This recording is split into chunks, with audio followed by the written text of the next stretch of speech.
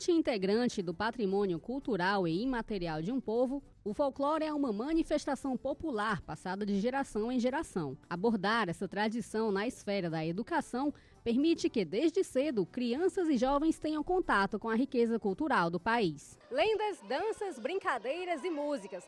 Durante todo o ano, essa escola em Fortaleza trabalha o folclore brasileiro com os alunos, uma forma de aproximar as novas gerações da cultura popular. Todas as atividades, para a educação infantil tem que ser uma coisa muito lúdica. Então a gente sempre traz muitos jogos, brincadeiras, contação de histórias, porque isso atrai a atenção deles e a gente consegue trabalhar de várias formas, A gente pode muito para eles fazerem pinturas, depois da gente fazer a contação de histórias, para realmente ficar uma coisa bem gravada na memória deles. Dentre os benefícios do ensino do folclore nas escolas estão a valorização do passado, a formação da identidade cultural e o incentivo ao respeito pela história. O folclore, ao contrário do que muitos pensam, não é apenas o transmitir as lendas para as crianças, não são só os personagens das lendas e mitos que a gente costuma trabalhar na escola, O folclore é o conjunto de diversos aspectos da nossa cultura que nós devemos trabalhar durante toda a educação infantil, Como as músicas, a culinária, as brincadeiras. Então tudo isso faz parte da cultura do Brasil e também deve ser trabalhado na construção da identidade do aluno. Então quanto mais a gente trabalha isso na escola, mais a gente consegue construir uma identidade cultural e social para a criança. Segundo o especialista em direitos culturais Humberto Cunha, o Brasil foi um dos primeiros países a utilizar o sistema jurídico para proteger as heranças culturais. Desde 2000, o Brasil regulamentou essa forma de proteção do patrimônio cultural imaterial, criando um decreto, o decreto 3551 do ano de 2000, que regulamentou o registro do patrimônio cultural imaterial no Brasil.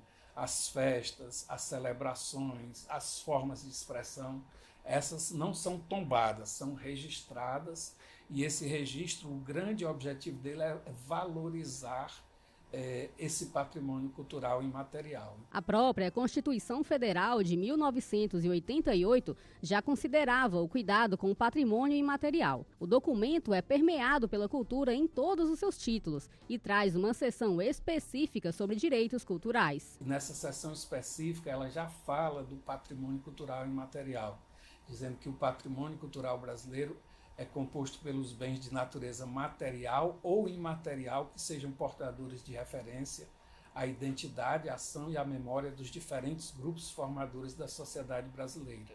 Para o professor, o interesse das novas gerações pela cultura popular acontece na medida em que elas possam contribuir para essas manifestações.